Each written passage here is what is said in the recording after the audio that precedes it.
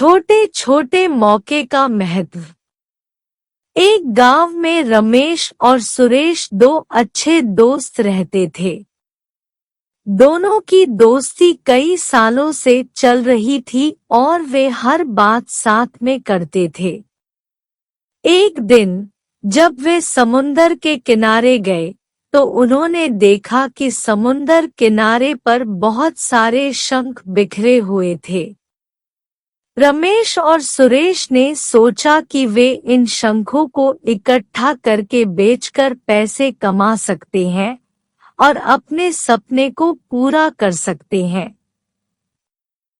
जब वे शंख इकट्ठा करने लगे तो रमेश को एक बड़ा और खूबसूरत शंख मिला।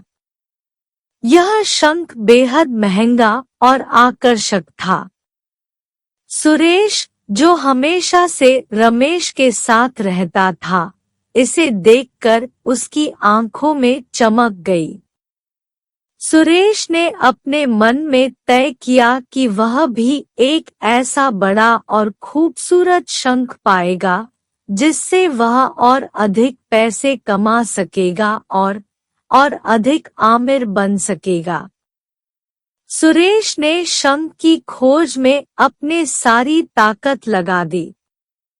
वह समुंदर के किनारे पर रात और दिन काम करता रहा, लेकिन उसे वह बड़ा और खूबसूरत शंख कहीं नहीं मिला। उसे कई छोटे शंख मिले, लेकिन वे सभी छोटे और आम थे। इस बीच रमेश ने अपने शंखों को बेच दिया और पैसे कमाए। उसके पास एक बड़ा और छोटे शंख थे जिन्होंने उसे अच्छा लाभ दिलाया। सुरेश अब तक बड़े शंख की तलाश में था, लेकिन उसे मिल नहीं रहा था। फिर भी वह निरंतर खोजता रहा, उम्मीद से भरपूर कि एक दिन वह उस खास शंख को पा जाएगा। रमेश ने उसे अपने कमाए हुए पैसों की बात बताई और दिखाया कि उसने अपने शंखों को कैसे बेच दिया है और पैसे कैसे कमाए हैं।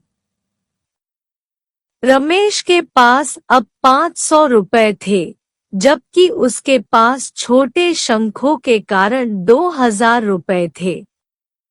सुरेश बेहद हैरान हुआ कि कैसे रमेश ने इतने पैसे कमाए और वह खुद ने उसे छोड़ दिया था। रमेश पूछने लगा कि उसने छोटे शंख क्यों नहीं बेचे और बड़े शंख की खोज में लगा रहा। रमेश ने सुरेश को बताया कि छोटे शंखों का भी अपना महत्व होता है और उन्हें बेचने से उसे अच्छा लाभ हुआ है। रमेश ने अपने पैसों के साथ छोटे शंखों को बेचकर अच्छा कारोबार किया और उसके पास अब ज्यादा पैसे थे।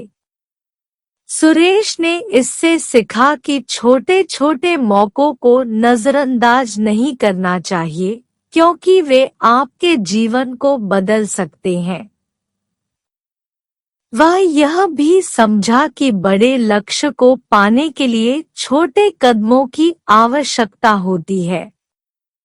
रमेश और सुरेश की कहानी हमें यह सिखाती है कि हमें बड़े लक्ष्यों के पीछे भागते हुए छोटे छोटे मौकों को नजरअंदाज नहीं करना चाहिए, क्योंकि छोटे बदलाव ही अक्सर बड़ी सफलता की ओर पहुंचाते हैं।